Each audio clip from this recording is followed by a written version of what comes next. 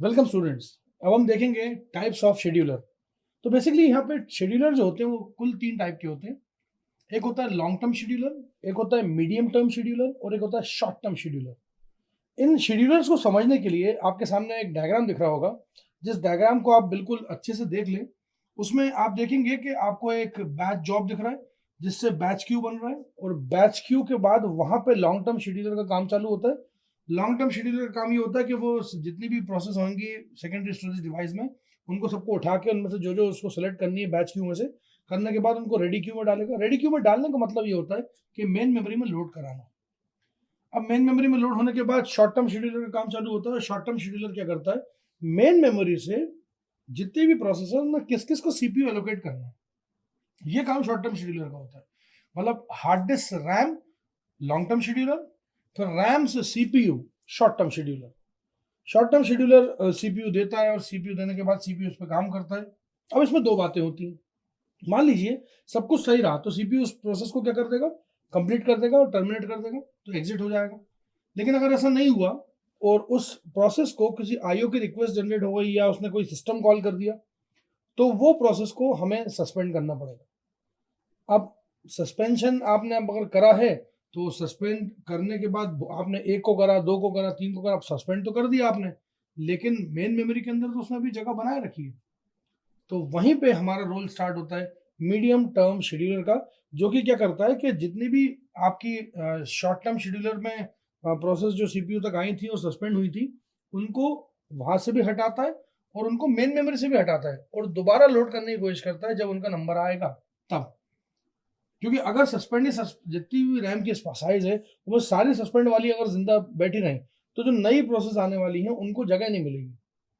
मतलब ये कि कुल मेरे पास 10 लोगों की कैपेसिटी थी और उन 10 लोगों की कैपेसिटी में 10 के 10 लोग जो हैं वो प्लेट लेके रोटी का इंतजार कर रहे हैं फॉर एग्जाम्पल, और वो इंतजार कर रहे हैं तो सीट भी ऑक्यूपाइड है।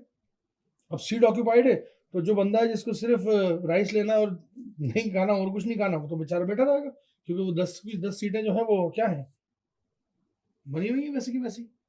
तो कुल मिला के शेड्यूलिंग के अंदर जो मेन जो 3 टिपिकल क्राइटेरियाज हैं, उसमें क्या है कि सबसे जरूरी चीज जो है, आप इस डायग्राम को अगर देखेंगे तो इसके अंदर पूरे ट्रेवर्सल पाथ दिखाया गया है।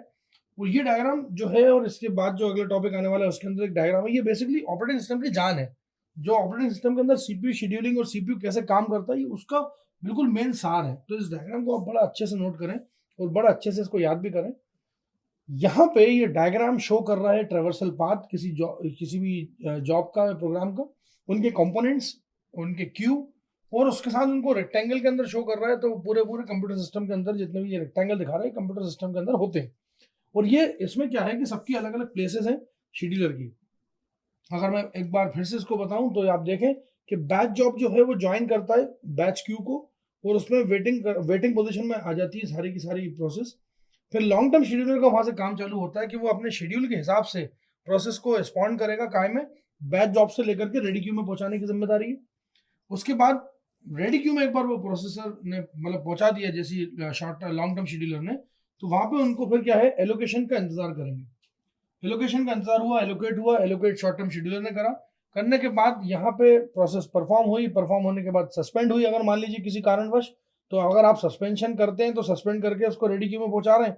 नहीं तो आप ऊपर देखेंगे अगर ध्यान से इस डायग्राम में, तो लिखा है suspended and swapped out Q. मतलब कोई ये दो अलग अलग बॉक्सेस नहीं है, वो आपको समझाने के लिए बनाए गए कि either it is pure suspension और it is a suspension with swapped out.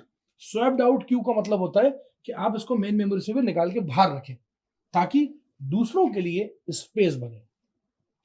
यहाँ पे लॉन्ग टर्म शेड्यूलर का जो मैंने काम बताया वो यही है कि वो पूरी की पूरी जो आपकी हार्ड डिस्क होती है, उस हार्ड डिस्क के अंदर से जो पूल होता है, जो पूरा स्पूल होता है, उस पूरे स्पूल के अंदर से प्रोसेस को उठाने का काम है और उसको लोड कराने का काम है।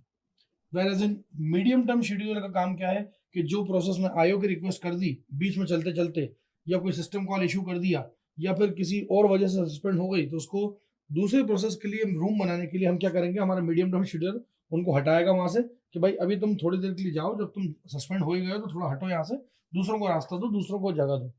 जिससे में होता क्या है कि मेन मेमोरी ज्यादा यूटिलाइज होगी, आपके पास नंबर ऑफ प्रोसेस को समाने के लिए ज्यादा स्पेस मिलेगा। प्रैक्टिकली देखा जाए तो आपके फायदे की बात है, ये तो पता चला आप 8 GB 10 GB RAM 16 GB RAM लगाए बैठे हो, लेकिन तब भी आपका सिस्टम तो वैसे ही चल रहा है, क्योंकि आपके जितनी सस्पेंडेड प्रोसेस थी वो सारी की सारी वहां पड़ी हुई है, तो नई प्रोसेस को जगह ही नहीं मिल पा रही। अब है क्या कि नंबर ऑफ प्रोसेस जो है जो सस्पेंड होती जाए उनको अपन अगर एक सप्लाई एक मैनेजमेंट होना चाहिए ना, जिससे अपन क्या करें सस्पेंडेड को कहाँ तक सस्पेंड हुआ था भैया, तुम कहाँ तक चल गए थे, उसके बाद का पूरा लेखा जोखा जो होगा वो होना चाहिए। तो ये क्या लेखा जोखा जो लिखा रहता है ना, ये बेसिकली पीसीबी के अंदर लिखा रहता है। पीसीबी को मालूम रहता है कि पीसीबी में कि कितना इसका प्रोसेस का काम हो चुका है और कितना बचा है, और इसको आयो कौन सा चाहिए, और इसको जैसे ही मिलेगा आयो तो हम इसको काम यहीं से शुरू करेंगे। तो कुल मिला के सस्पेंशन करना ही काम नहीं होता हमारा, ये भी काम होता है कि वर्चुअली हमने उस प्रोसेस को बोल रखा है कि तुम्हारा काम हो जाएगा तो हो भी जाएगा, हाँ, लेकिन हमें अपना ये भी देखना है कि हमें टाइम बचाना है अपना। तो स्वैप्ड आउट या रोल्ड आउट भी बोलते हैं इसको कई बार। तो हमेशा याद रखिएगा कि जब भी कभी वो मेन मेमोरी से उठ के वापस हार्ड डिस्क में जाए, सेकेंडरी स्टोरेज डिवाइस में जाए, तो उस प्रोसेस को बोलते हैं स्वैप्ड आउट या रोल्ड आउट। अब यहाँ पे मीडियम टर्म शेड्यूलर जो है ना, इस स्वैप्ड आउट प्रोसेस का पूरा इंचार्ज है, पूरी जिम्मेदारी जो है वो मीडियम टर्म शेड्यूलर की है। अगर मीडियम टर्म शेड्यूलर नहीं आएगा तो आप रैम को भर देंगे और आपकी नई प्रोसेस आना बंद हो जाएंगी, नई प्रोसेस को जगह ही नहीं मिलेगी ना भाई, जगह चाहिए हमें, तो जगह मिलने के लिए हमें खाली करना भी होना चाहिए। तो कुल मिला के पूरी प्रॉपर फंक्शनिंग हो, इसलिए मीडियम टर्म शेड्यूलर इस चीज को ध्यान रखता है। अच्छा, शॉर्ट टर्म शेड्यूलर का तो काम थोड़ा आसान है।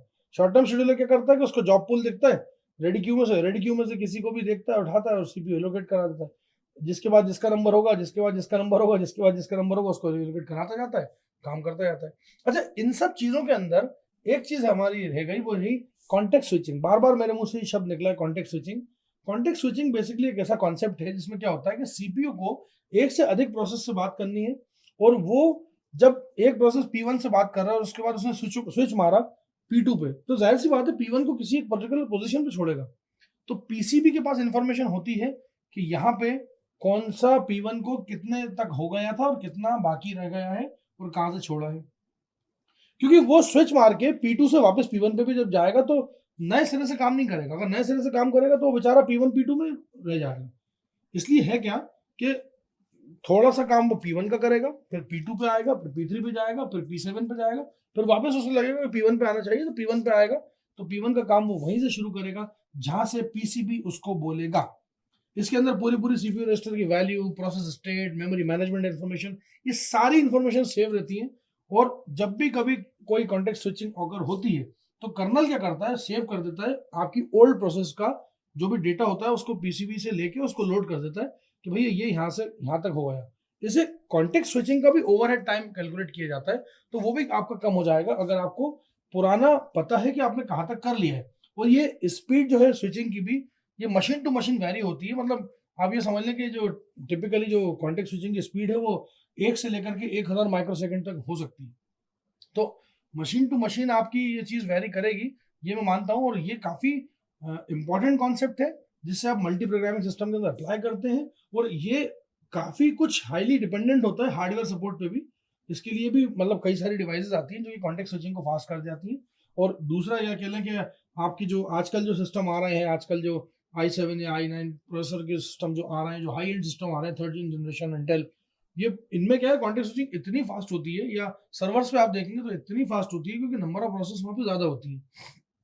तो कहने का मतलब ये है कि पूरा का पूरा हार्डवेयर नेचर पर डिपेंड है। मैं अपना अगर अपने बीटेक के टाइम का सिस्टम जो मैंने खरीदा था P2, अगर वो यूज़ करूंगा तो उसकी कॉन्टेक्ट स्विचिंग थोड़ी खराब होगी, जाहिर सी बात है। वो नई प्रोसेस 3-4 प्रोसेस के बाद ही कहेगा कि भाई अब मैं इससे ज़्यादा काम नहीं कर सकता।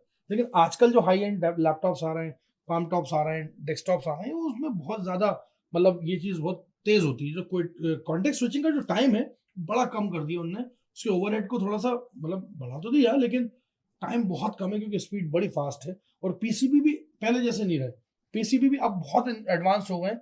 पीसीबी के अंदर जितने इन्फॉर्मेशन पहले स्टोर होती थी उससे ज़्यादा, उससे बहुत अच्छी इन्फॉर्मेशन है, उसको रीड करने का जो पॉइंटर है वो भी इतना ज़बरदस्त होता है आजकल कि फटाफट ये काम हो जाता है। तो ये एक छोटा सा एग्जाम्पल था आपका medium term scheduler, short term scheduler और लॉन्ग टर्म शेड्यूलर का।